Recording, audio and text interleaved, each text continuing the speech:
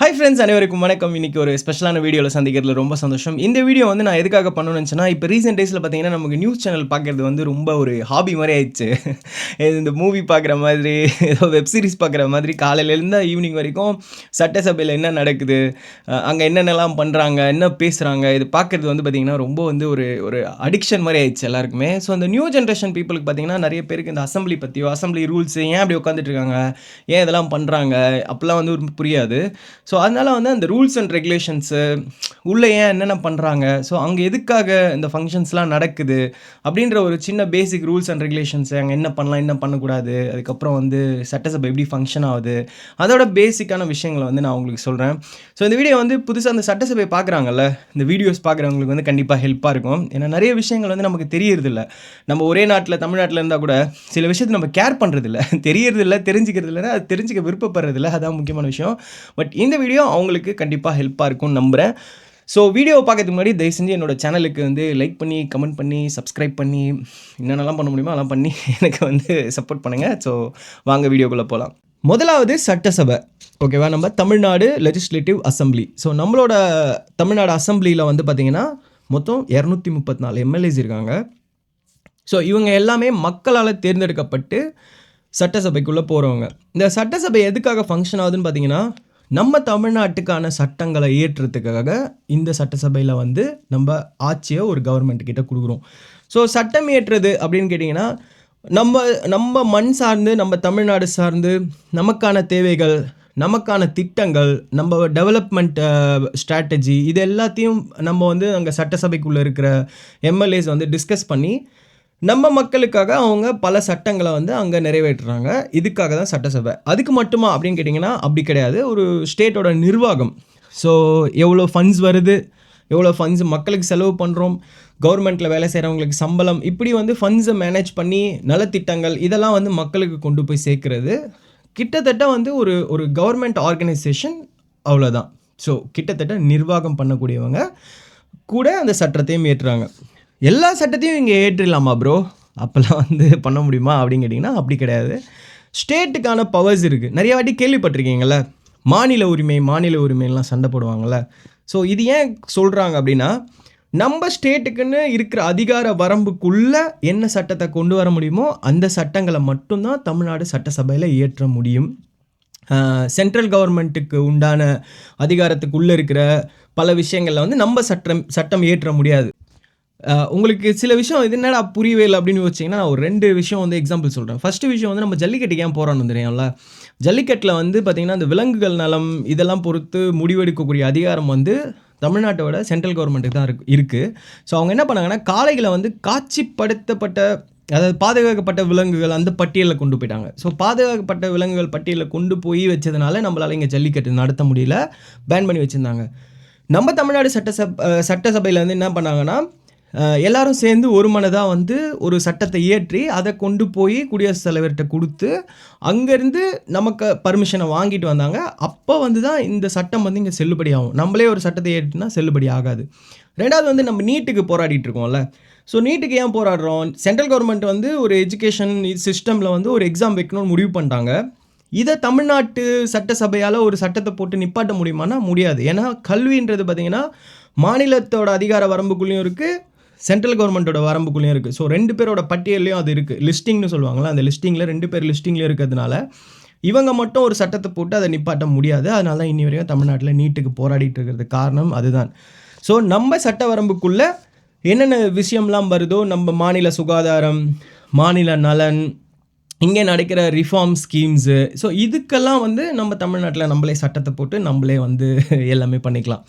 So okay, சட்டசபையில் மொத்தம் எத்தனை எம்எல்ஏஸ் இருக்காங்கன்னு எல்லாருக்குமே இப்போ ரீசெண்டாக தெரிஞ்சிருக்கு. 234 எம்எல்ஏஸ் இருக்காங்கன்னு. ஆனால் அதுவும் ஒரு தப்பான விஷயம் தான். மொத்தமாக வந்து 235 பேர் தமிழ்நாடு சட்டசபைக்குள்ளே இருக்கலாம். 234 எம்எல்ஏஸ் வந்து மக்களால் தேர்ந்தெடுக்கப்படுற எம்எல்ஏஸ். அதாவது ஓட்டு போட்டு நம்ம தேர்ந்தெடுத்து அனுப்புகிற எம்எல்ஏஸோட எண்ணிக்கை வந்து 234. ஆளுநர் வந்து பார்த்திங்கன்னா அவர் ஒருத்தரை நிர்ணயிக்கலாம். அதாவது 235வது ஒரு கேண்டிடேட் சொன்னோம்ல, ஸோ அவர் வந்து மக்கள் ஓட்டு போட்டு வர வைக்க மாட்டாங்க, ஜெயிக்க வைக்க மாட்டாங்க. ஆளுநரால் நிர்ணயம் பண்ண முடியும். அவர் யாருன்னு பார்த்தீங்கன்னா, ஒரு ஆங்கிலோ இண்டியன் கம்யூனிட்டி. ஸோ அவங்களுக்கும் அங்கே வந்து ஒரு பிரதிநிதித்துவம்னு சொல்லுவாங்கள்ல, ஸோ அவங்களுக்கும் அங்கே ஒரு இடம் கொடுக்கணுன்றதுக்காக ஒரு சிஸ்டம் ஒன்று இருக்குது. ஸோ அதை அவர் விருப்பப்பட்டால் செய்யலாம். ஸோ கட்டாயம்லாம் ஒன்றும் இல்லை. ஸோ அவரை தூக்கி ஓரம் வச்சுருவோம். நம்ம 234 இருப்போம். இப்போ 234 எம்எல்ஏஸ் நம்ம ஜெயிக்க வைக்கிறோம். ஸோ இந்த 234 எம்எல்ஏஸும் ஜெயிச்சு உள்ளே போகிறாங்க. ஸோ அவங்களுக்குள்ள மெஜாரிட்டியாக இருக்கிற பீப்புள் தான் ஆட்சி அமைக்கிறதுக்கு கவர்னர் அழைக்கணும். ஸோ ரீசெண்டாக நடந்த ப்ராப்ளம் பார்த்தீங்கல்ல, 234 பேர் பல கட்சிகள்லேருந்து ஜெயிச்சிட்டாங்க. ஸோ யாருக்குமே மெஜாரிட்டி இல்லைன்றாங்க. மெஜாரிட்டின்றது பார்த்தீங்கன்னா 234 ஆஃப் ஏ மார்க்கை கிராஸ் பண்ணும். ஆஃப் ஏ மார்க்குன்றது பார்த்தீங்கன்னா பாதிக்கு பாதி, அதுக்கு மேலே ஒன்று இருக்கணும். ஸோ 117 பாதிக்கு பாதி, ஒன்று கூட இருந்துச்சுன்னா 118. ஸோ 118 எம்எல்ஏ இருக்கிறவங்கள கவர்னர் ஆட்சிக்கு அழைக்க கூப்பிடணும் அப்படின்றது ஒரு சட்டம். இப்போ 118 பேர் இல்லை அப்படின்னும்போது லாஸ்ட்டாக நடந்த ப்ராப்ளம்ஸ்லாம் உங்களுக்கே தெரியும், நியூஸ் சேனலில் பார்த்து இந்த மாதிரி ப்ராப்ளம்ஸ் நடக்க வாய்ப்பு நிறைய இருக்குது. நமக்கு ஏன் இது புதுசாக இருந்தது அப்படின்னு கேட்டிங்கன்னா, நம்ம அரசியல் வரலாற்றில் வந்து இந்த மாதிரி ஒரு கோளாறான ஒரு ரிசல்ட் வந்தது கிடையாது. அதுக்கு காரணம் வந்து ஒன்று டிஎம்கே மெஜாரிட்டியில் வந்துடும், இல்லை ஏடிஎம்கே மெஜாரிட்டியில் வந்துடும். அப்படி இல்லாட்டி கூட இப்போ டிஎம்கே வந்து ஒரு டைம் வந்து பார்த்திங்கன்னா அவங்களுக்கு ஒரு 96 சீட் கிட்ட ஜெயித்தாங்க. ஸோ அப்போ அவங்க கூட்டணியோடு சேர்த்து பார்த்திங்கன்னா ஒரு 130க்கு மேலே இருந்துச்சு. அதனால வந்து அவங்களுக்கு அந்த பிரச்சனை வரல. ஏன்னா கூட்டணி அவங்களுக்கு ஆதரவு ஆல்ரெடி கூடியே இருக்கிறதுனால உடனே ஆதரவு கொடுத்தாங்க, உடனே ஆட்சி அமைச்சிட்டாங்க.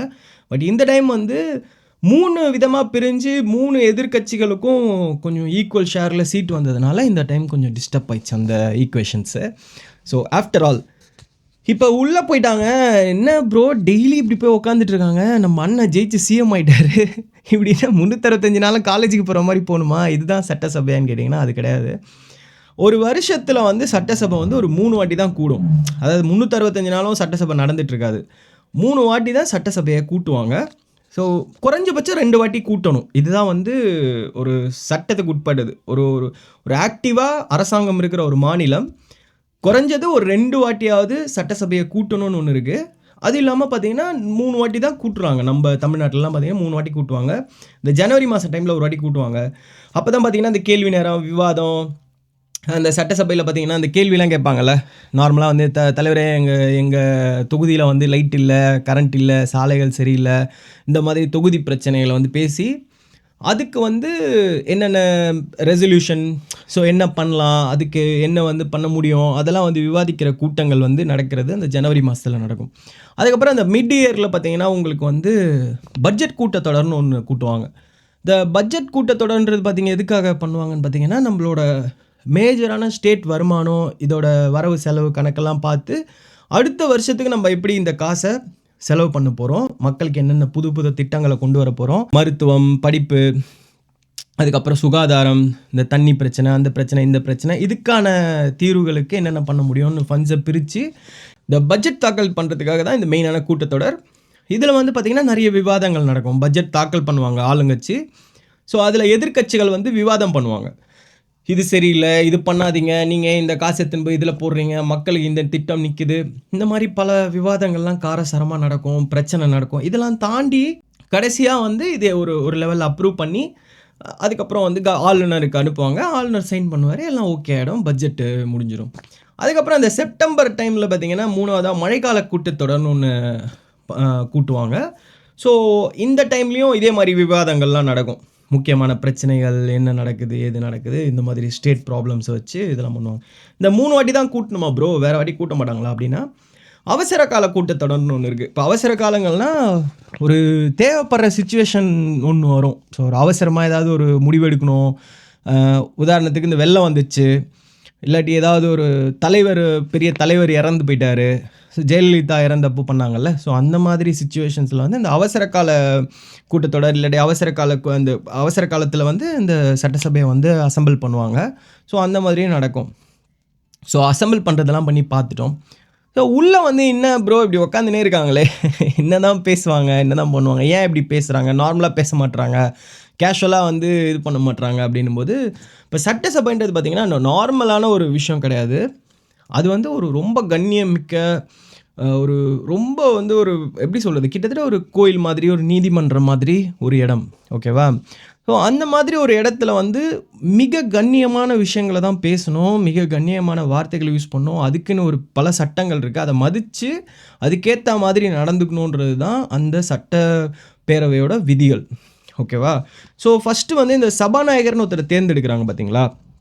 இந்த சபாநாயகருக்குன்னே தனியான ரெஸ்ட்ரிக்ஷன்ஸ் எல்லாம் இருக்கு. இப்ப அவர் வந்து இப்ப வந்து அந்த ஜெயசிறி பிரபாகர்ன்னு ஒருத்தர் தான் சபாநாயகரா இருக்காரு. ஸோ அந்த மாண்புமிகு சபாநாயகரா தேர்ந்தெடுத்ததுக்கு அப்புறமா, அவர் ஒரு பொதுவான மனுஷனா ஆயிடுவாரு. அதாவது ஆளுங்கட்சியா இருக்கட்டும், எதிர்க்கட்சியா இருக்கட்டும், இவங்கள சார்பு இல்லாம, அவர் அரசாங்கத்தில ஒரு முக்கியமான பதவி, அதாவது ஒரு நடுநிலையான பதவிக்கு போயிடுவாரு. அவர் தேர்ந்தெடுத்ததுக்கு அப்புறமா, அவரால நாட் ஈவன் அந்த ஓன் பார்ட்டி, அதாவது அவரோட டிவிகே பார்ட்டி அவங்க வந்து ஏதாவது ஒரு மீட்டிங் வச்சாலோ, இல்லாட்டி வந்து அவரு கட்சி சார்பில ஏதாவது பிரச்சாரம் பண்ணணும்னாலும், உதாரணத்துக்கு இப்ப திருச்சி கிழக்குல வந்து இடைத்தேர்தல் வருதுன்னு வையுங்களேன். அங்க போய் பிரச்சாரம் இவர் பண்ணலாமான்னா பண்ணக்கூடாது. ஏன்னா இவர் இருக்கிறது வந்து ஒரு கவர்ன்மெண்ட் போஸ்ட், ஒரு நடுநிலை தன்மையோட இருக்கணுன்றதுக்காக. ஸோ இனிமே கட்சி சார்பில நடக்கிற எந்த ஒரு ஃபங்ஷன்ல கூட இவர் கலந்துக்க கூடாதுன்றது வந்து சட்டப்பேரவையோட விதி. ஸோ அதுபடி தான் இவங்க நடந்துப்பாங்க. லாஸ்ட் டைமும் பார்த்தீங்க, அப்பாவுன்னு ஒருத்தர் இருந்தார்ல. அவர் வந்து டிஎம்கே வந்து அவர வந்து சபாநாயகரா பண்ணதுக்கப்புறம், அவர் எந்த ஒரு தேர்தல் பிரச்சாரத்திலயோ, ஃபங்ஷன்லயோ நீங்க பார்த்திருக்க முடியாது. ஏன்னா, அது கலந்துக்க கூடாதுன்றது ஒரு முக்கியமான விதி. ஸோ, அவங்க கலந்துக்க மாட்டாங்க. இப்ப சட்டசபை வந்து கூடிருச்சு. உள்ள எம்எல்ஏஸ் போயிட்டாங்க. ஸோ, அவங்க எப்படி வேணா பேசலாமா? எப்படி வேணா பிஹேவ் பண்ணலாமான்னா, அப்படி பண்ண முடியாது. ஸோ, இந்த சட்டசபைக்குன்னு இருக்கிற மாண்பு, விதிகள் இதுக்கேத்த மாரி தான் பேசணும். இதுக்கேத்த மாரி தான் நடந்துக்கணும். ஸோ, சட்டசபையை பொறுத்தவரைக்கும் முதலமைச்சர் முக்கியத்துவம் இருந்தாலும், சபாநாயகருக்கு தான் அதிகமான முக்கியத்துவம். ஏன்னா, அவருக்கு தான் ஒரு உச்சபட்ச அதிகாரம் உள்ள இருக்கு. கிட்டத்தட்ட நீதிபதி, கவர்மெண்ட் கீழ இருக்கிறவங்கலாம் ஜட்ஜஸ்ன்னு வச்சுக்கோங்க.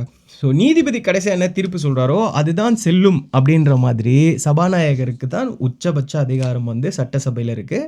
அதுக்காக தான் எல்லா எம்எல்ஏஸும் சேர்ந்து அவர தேர்ந்தெடுத்து அந்த இடத்துல உட்கார வைக்கிறாங்க. அவர் சும்மா நீங்க பேசுங்க, நீங்க பேசுங்க அப்படி சொல்றாரு. அவருக்கு பவர்லாம் இல்ல. சும்மா வந்து இவரு கமெண்டேட்டர் மாரி நெனச்சுக்காதீங்க. ஸோ, அவர் தான் உச்சபட்ச அதிகாரத்தில இருக்கிறவரு.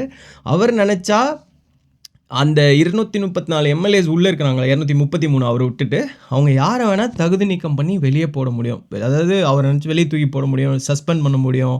அவங்கள வந்து 1 வருஷம், 2 வருஷம்னு தூக்கி வெளில போட முடியும். இல்ல மொத்தமா டிஸ்மிஸ் பண்ண முடியும். அத விட நீங்க அங்கருந்து அந்த சட்டசபைக்கு பாதுகாவலர்ன்னு சொல்லுவாங்கல்ல, மார்ஷல்ஸ் அவங்கள வச்சு அவங்கள அரெஸ்ட் பண்ணி வெளிய கொண்டு போய் போட கூட வைக்க முடியும். ஸோ, அந்த அளவுக்கு அதிகாரம் படைச்சவர் தான் வந்து அவரு. அதுக்கப்புறம் வந்து உள்ள இருக்கிறவங்கலாம் வந்து இந்த மந்திரிகள், முதலமைச்சர், அதுக்கப்புறம் நம்ப சபாநாயகர் இவங்களெல்லாம் பார்த்தீங்கன்னா, அங்க கூப்பிடும்போதே மாண்புமிகு முதலமைச்சர், மாண்புமிகு அமைச்சர் பெருமக்கள், மாண்புமிகு எம்எல்ஏ, மாண்புமிகு அவை முன்னவர், மாண்புமிகு அவைத் தலைவர் இப்படி தான் வந்து கூப்பிடுவாங்க. ஏன்னா, அது வந்து ஒரு மக்கள் அந்த அதிகாரத்த அவங்களுக்கு குடுத்துருக்காங்க. தமிழ்நாட்டோட சட்டத்தை இயற்றக்கூடிய அவங்கள வந்து ரொம்ப மரியாதையா அழைக்கணும் உள்ள அப்படின்றது விதி. அதுக்கப்புறம் வந்து சபாநாயகருக்கு அவங்க எப்படி பேசணும், எப்படி இது பண்ணணுன்றதும் அவங்க மரியாதையா தான் நடந்துக்கணும். உதாரணத்துக்கு இப்ப அவர் வந்து ஒரு எம்எல்ஏ வந்து நீங்க பேசுங்க அப்படின்னு சொல்லி அவரு உத்தரவு குடுத்ததுக்கு அப்புறம் தான் ஒரு எம்எல்ஏ எழுந்து நின்னு பேசணும். அதே மாதிரி இன்னொரு எம்எல்ஏ வந்து குறுக்கிட்டு பேசக்கூடாது. அவர் பேசி முடிச்சதுக்கப்புறம் இன்னொருத்தருக்கு வந்து சபாநாயகர் வாய்ப்பு குடுத்ததுக்கு அப்புறம் தான் அவர் எழுந்து பேசணும். ஸோ நடுவுல போயிட்டு கூச்சல் போடுறது, இது பண்றது இப்படிலாம் பண்ணக்கூடாது. அப்ப அவர் காண்டாயிடுவாரு. அதுக்கப்புறம் வந்து இப்ப சபாநாயகர் வந்து பேசுறாரு. அப்ப யாராவது நடுவுல நடந்து போறது, கிராஸ் பண்ணி போறது, எழுந்து போறது இது வந்து பார்த்தீங்கன்னா, சபை அவமதிப்புன்ற ஒரு சிஸ்டத்துல வந்துரும். ஸோ சபாநாயகர் உட்காந்து பேசுற வரைக்குமோ, இல்ல சபாநாயகர் இருக்கிற வரைக்குமோ, நீங்க அங்க இடத்த விட்டு எழும்பி போறது, இது பண்றது பண்ணக்கூடாது. அதுவுமே வந்து ஒரு ரூல்ஸ் மாதிரி தான். அதுக்கப்புறம் வந்து நீங்க பதில் சொல்லும்போதுமே, இப்போ ஒரு எம்எல்ஏ வந்து கேள்வி கேட்குறாரு எழுந்துன்னு சொன்னா, பக்கத்துல அதுக்கு ஆன்சர் பண்ணக்கூடிய ஆளுங்கட்சிக்காரங்க வந்து எழுந்து வந்து கேள்வி கேட்டவரோட முகத்த பார்த்து பதில் சொல்லக்கூடாது. கேள்வி கேட்கிறவரும் சபாநாயகர் முகத்த பார்த்து தான் கேட்கணும். பதில் சொல்றவங்களும் சபாநாயகர வந்து என்ன இது பண்றாங்களோ, அவர் முகத்த பார்த்து தான் சொல்லணும். இந்த தனிநபர் விமர்சனம்னு சொல்லுவாங்கல்ல, அதாவது யாரையாவது பார்த்து இவரு ஏமாத்துக்காரு, இவரு அப்படி, இவரு இப்படி அந்த மாரிலாம் வந்து எந்த ஒரு அந்த சட்டசபைக்குள்ள இந்த மாரி தனிநபர் விமர்சனங்கள் ஒரு விதமும் அங்க வரக்கூடாது அப்படின்றது ரூல்ஸு. அதுக்கப்புறமா வந்து இந்த தவறான வார்த்தைகள அந்த யூஸ் பண்றது பிரயோகம் தவறான வார்த்தைகள வந்து பிரயோகம் பண்ணக்கூடாது. உதாரணத்துக்கு வந்து இந்த கெட்ட வார்த்தைகளோ, இல்ல அந்த அன்பார்லிமென்டரி வேர்ட்ஸ்னே இருக்குல்ல. ஸோ அந்த மாதிரி சொல்லக்கூடாது. நெறைய வாட்டி கேள்விப்பட்டிருப்பீங்களா? அன்பார்லிமென்டரி வேர்ட்ஸா? என்னடா இது கெட்ட வார்த்தை தான் அப்படின்னு.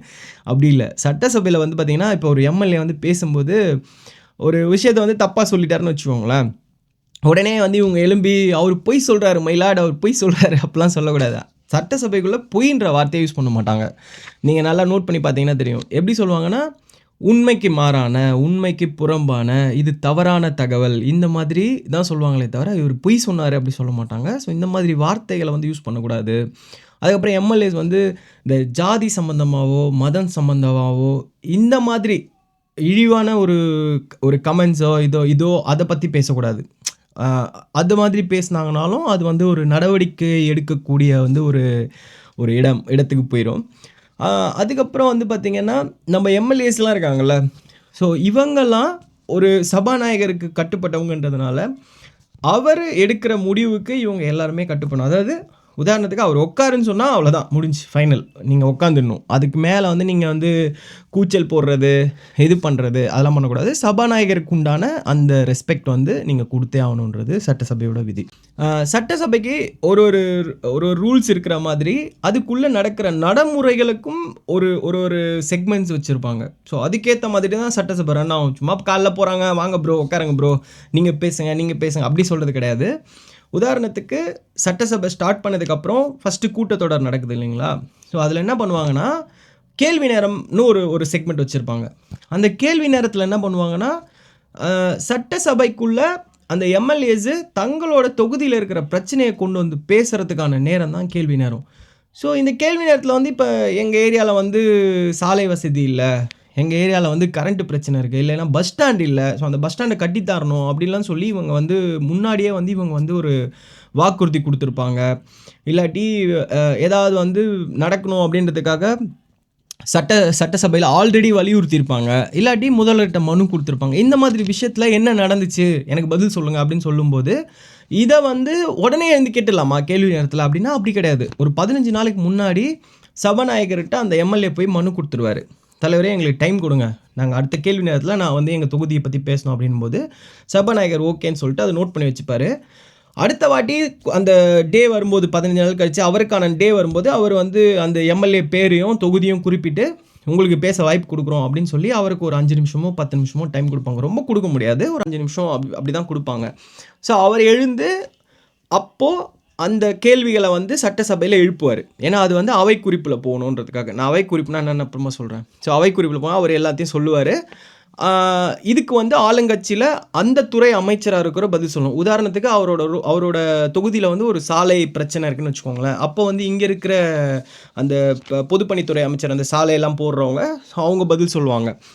ஸோ அவங்களுக்கும் டக்குன்னு வந்துருமானா, 15 நாள் முன்னாடியே மனு குடுக்கும்போதே, அந்த கவர்னர் வந்து அத வந்து இந்த துறை அமைச்சருக்கு அனுப்பிருவாரு. ஸோ அதுக்கேத்த கேள்விக்கேத்த பதிலெல்லாம் வந்து இவரு ரெடி பண்ணி வச்சு, அவரு வந்து சொல்லுவாரு. இப்போ உதாரணத்துக்கு இப்போ எம்எல்ஏ கேள்வி கேட்குறாரு. தலைவரே எங்க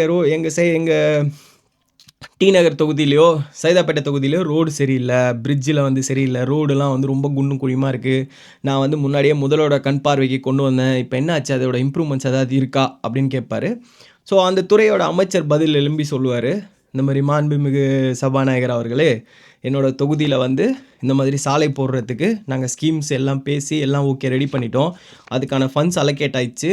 ஸோ சாலை போடுற சைடுல வந்து பகுதிகள்ல வந்து பார்த்தீங்கன்னா, நெறைய கடைகள்லாம் இருக்கு. ஸோ அத ரிமூவ் பண்றதுக்கு பிடபிள்யூடி அப்ரூவல் வேணும். ஸோ அத நாங்க அப்ளை பண்ணியிருக்கோம். அங்க கோர்ட்ல கேஸ் போட்டுருக்காங்க.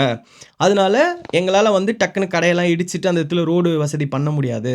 ஸோ கோர்ட்டோட தீர்ப்பு வந்ததுக்கப்புறம் நாங்க இதோட ஸ்கீம வந்து நாங்க வந்து நடைமுறைப்படுத்துவோம் அப்படின்னு சொல்லி பதில் குடுப்பாரு. ஸோ இதில எம்எல்ஏ சாட்டிஸ்ஃபைடு, எதிர்க்கட்சி சாட்டிஸ்ஃபைடுனா கம்முனு உட்காந்துருவாங்க. சப்போஸ் அதில ஏதாவது டிஸ்பியூட் இருந்துச்சுன்னா, உடனே எழும்பி சண்டை போட்டு பேசுவாங்க திருப்பி. அது சண்டை போட மாட்டாங்க. பட் அவங்க கருத்துக்கள வந்து முன்வைப்பாங்க. ஸோ இப்படி தான் ஒரு கேள்வி பதில் நடக்கும். சட்டசபையில நடக்கிற எல்லா நிகழ்வுகளையும் வந்து இவங்க ரெக்கார்ட் பண்ணிட்டே இருப்பாங்க. ஸோ இது எதுக்காகனா, சட்டசபை கோப்புகள்ல வந்து இது பதிவாகி வைக்கப்படும். இது எத்தனை வருஷம் ஆனாலும், வரலாற்றில என்ன நடந்து எவ்வளோ வருஷம் ஆனாலும், அது அப்படியே லைவா இருக்கும். ஸோ இப்ப இருக்கிறவங்க ஏன் அத தெரிஞ்சுக்கணும் அப்படின்னா, ஸோ ஃபார் எக்ஸாம்பிள் இப்ப ஏதாவது கரண்ட் சிச்சுவேஷன்ல ஒரு ஆர்கியூமெண்ட் ஹீட்டா போகும்போது, இவங்க அந்த மேற்கோள் காட்டுறதுக்காக, அதாவது எடுத்துக்காட்டா ஒரு விஷயம் இப்படி நடந்தது. ஸோ ஓகே இது ஒரு எக்ஸாம்பிள் சொல்றேன். இப்போ உதாரணத்துக்கு காவிரி பிரச்சனை வருதுன்னு வச்சுக்கோங்களேன். இப்போ என்ன பண்ணுவாங்கன்னா, இப்போ இருக்கிற எதிர்க்கட்சி டிவிகே மேலே கேள்விகளை எழுப்புவாங்க. நீங்கள் வந்து காவிரி தண்ணி பிரச்சனை வந்துச்சு, வெயில் காலம் வந்துச்சு, இப்போ தண்ணி ப்ராப்ளமாக இருக்குது, நீங்கள் வந்து சென்ட்ரல் கவர்மெண்ட்டை ப்ரெஷர் பண்ணுங்கள், இப்படி பண்ணுங்கள், என்ன வெறும் லெட்ரு மட்டும் எழுதியிருக்கீங்க அப்படிலாம் சொல்லி கேள்வி எழுப்புறாங்கன்னு வச்சுக்கோங்க. உடனே இப்போ ஆளுங்கட்சியில் முதலமைச்சராக இருக்கிற விஜய் வந்து என்ன பண்ணுவாருன்னு எழும்பி பழைய விஷயங்களை எடுப்பார்.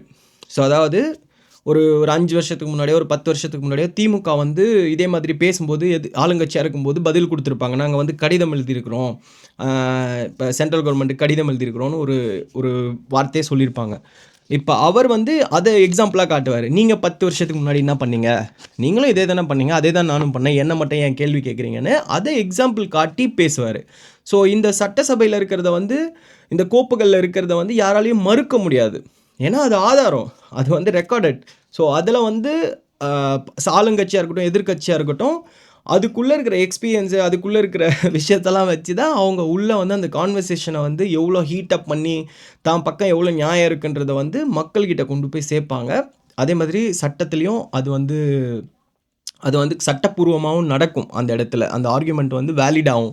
ஸோ இதே மாதிரி தான் ஏதாவது ஒரு தப்பான வார்த்தையை நீங்கள் தவறுதலாக அங்கே யூஸ் பண்ணாலோ, உதாரணத்துக்கு நான் சொன்னல அந்த அன்பார்லிமெண்ட்ரி வேர்ட்ஸ் அந்த மாதிரி ஏதாவது யூஸ் பண்ணால் கூட அவர் அவை குறிப்பிலேருந்து நீக்கிறோம், நீங்கள் பேசினது அவை குறிப்பில் இருக்காது, அவை குறிப்பில் இருக்காதுன்னு வந்து இந்த சபாநாயகர் அடிக்கடி சொல்லுவார்.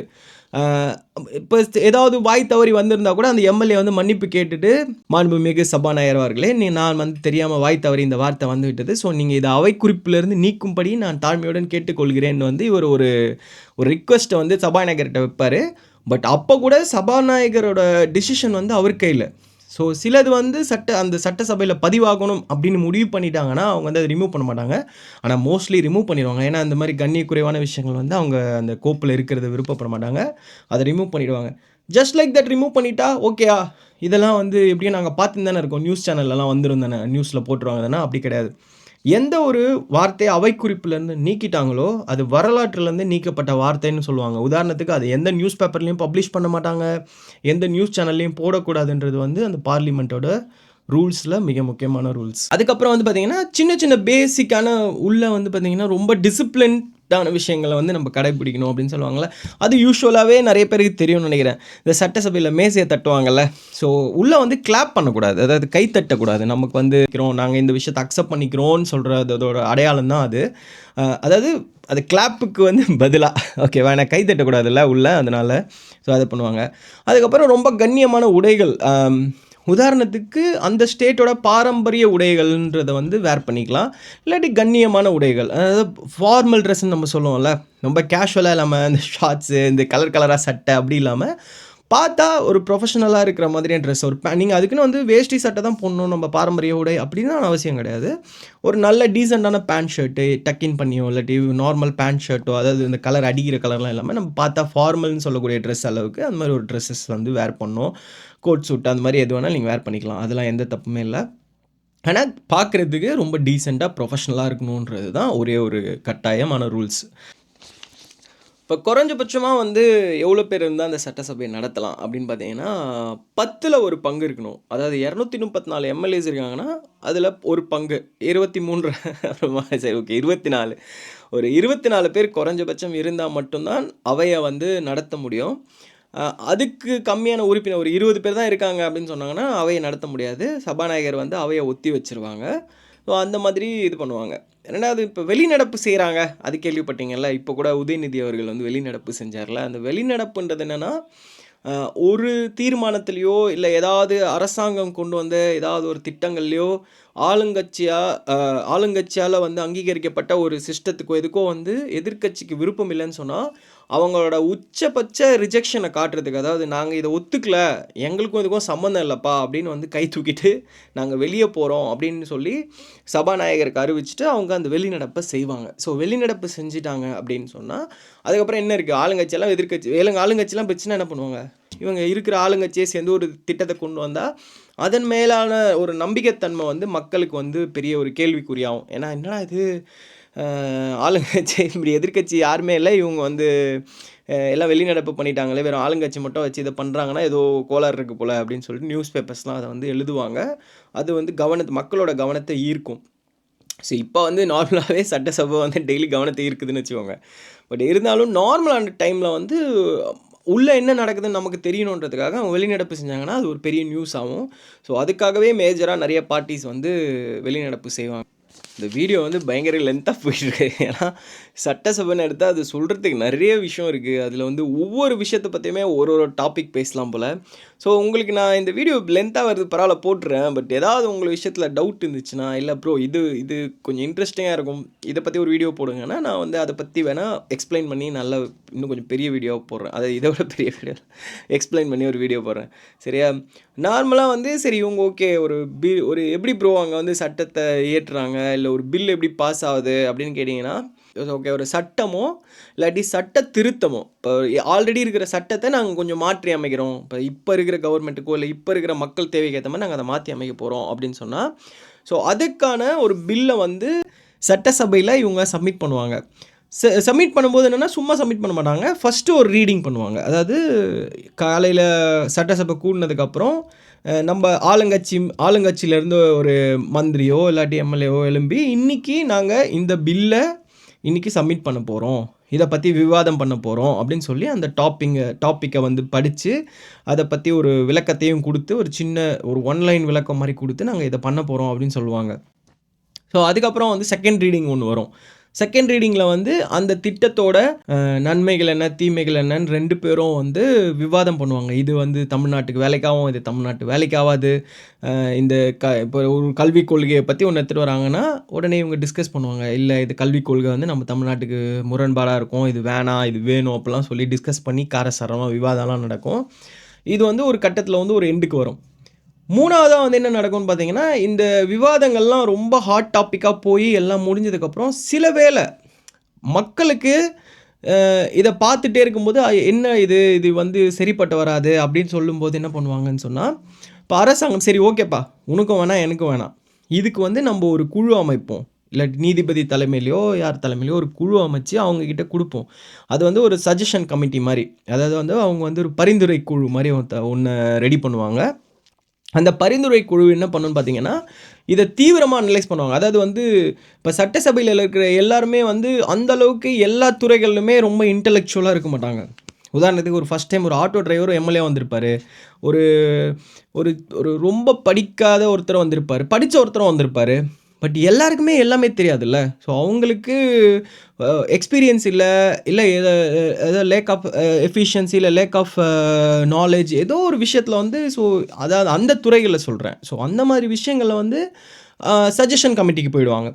ஸோ சஜஷன் கமிட்டி வந்து இவங்கள மாதிரி இல்லாமல் each and every point by point அந்த பில்லை படிப்பாங்க. என்ன என்ன என்ன என்ன இருக்குது, உள்ளே என்ன இருக்குது, இந்த பாயிண்ட் என்ன சொல்லுது, அந்த பாயிண்ட் என்ன சொல்லுது அப்படி சொல்லி அவங்க அந்த பில்லில் இருக்கிற line by line word by word வந்து அவங்க படித்து அதுக்கப்புறம் அதுக்கு ஒரு ரிசர்ச் பண்ணி அவங்க செல்ஃப் சஜஷன் எல்லாம் பண்ணி அதுக்கப்புறம் ஒரு ரிப்போர்ட் ஒன்று சப்மிட் பண்ணுவாங்க.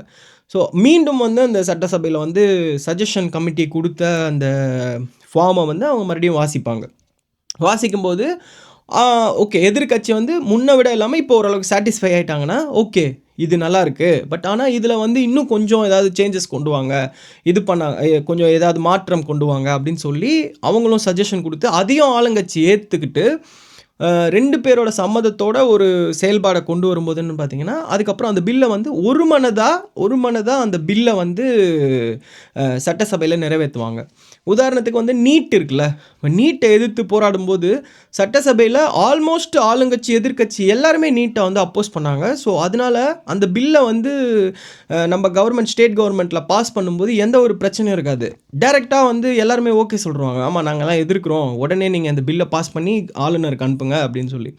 இப்போ இது ஒரு குறை ஒன்று இருக்கும், சட்டசபையிலலாம் எல்லாம் ஓகே பண்ணிட்டாங்க ப்ரோ, எல்லாம் ஓகே, பட் ஆளுநருக்கு ஏன் அனுப்புகிறாங்க அப்படின்னா, நம்ம ஒரு சட்டத்தை இயற்றிட்டு அதை சட்டசபையில் வச்சுட்டா அது வந்து அமலுக்கு வந்துருமா அப்படின்னா இல்லை வராது. அதை வந்து ஆளுநருக்கு அனுப்பணும். ஆளுநர் வந்து அதை கையெழுத்து போட்டு அப்ரூவ் பண்ணி குடியரசுத் தலைவருக்கு அனுப்புவார். அப்போ தான் அந்த ப்ராசஸ் கம்ப்ளீட் ஆகிடும், அப்போ தான் வந்து அந்த சட்டம் செல்லும். அப்படி இல்லை ஆளுநர் வந்து அதை கையெழுத்து போடாமே ஹோல்ட் பண்ணிட்டாரு அப்படின்னு சொன்னால் இல்ல அவர் ரிஜெக்ட் பண்ணிட்டாருன்னு சொன்னா, மறுபடியும் அந்த சட்டத்த வந்து 2வது முறை சட்டசபையில இயற்றி அவருக்கு அனுப்பிட்டாங்கன்னா, அவருக்கு வேற ஆப்ஷனே இல்ல. கையெழுத்து போட்டு தான் ஆவணும். இதுவும் வந்து லாஸ்ட் டைம் வந்து நம்ம தமிழ்நாட்ல நடந்துச்சு. ஸோ இதெல்லாம் வந்து ஒரு முக்கியமான விஷயங்கள். அதாவது நீங்க ஒரு பிளே கிரவுண்ட்ல இருக்கும்போது, அந்த பிளே கிரவுண்ட்ல எப்படி விளையாடணுன்ற ரூல்ஸ் அண்ட் ரெகுலேஷன்ஸ் தெரிஞ்சா மட்டும் தான், அதாவது நல்லா தெரிஞ்சா மட்டும் தான் உங்களால சூப்பரா ப்ளே பண்ண முடியும். இல்லன்னு சொன்னா, ரூல்ஸ் வந்து உங்களுக்கு அரைகுறையா தான் தெரியும் அப்படின்னும்போது, நீங்க விளையாட்ட பயந்து பயந்து தான் விளையாடணும். இது பண்ணலாமா? இது பண்ணக்கூடாதா? இங்க இது பண்ணணும், இங்க எது பண்ணக்கூடாது? அப்படின்ற விஷயங்கள்லாம் வந்து அப்படி ஃபிங்கர் டிப்ல இருக்கணும். அதனால தான் எக்ஸ்பீரியன்ஸ் பாலிடிக்ஸ்ல வந்து எக்ஸ்பீரியன்ஸ் ஏன் ரொம்ப முக்கியம் அப்படின்னு சொல்றாங்கன்னா, உங்களுக்கு சட்டசபை நிகழ்வுகள், பாஸ்ட்ல என்ன நடந்தது? அவங்க என்ன பதில் சொன்னாங்க? பிரசன்ட்ல என்ன நடக்குது? என்ன சிச்சுவேஷன் இருக்குது? எப்படி பதில் சொல்லணும்? எந்த நேரத்தில எப்படி ரியாக்ட் பண்ணணும்? சட்டசபையில எப்படி நடந்துக்கணும்? இது எல்லாமே இந்த பேசிக் டெக்கோரம் இது எல்லாமே வந்து பார்த்தீங்கன்னா, most of the time comes from the experience.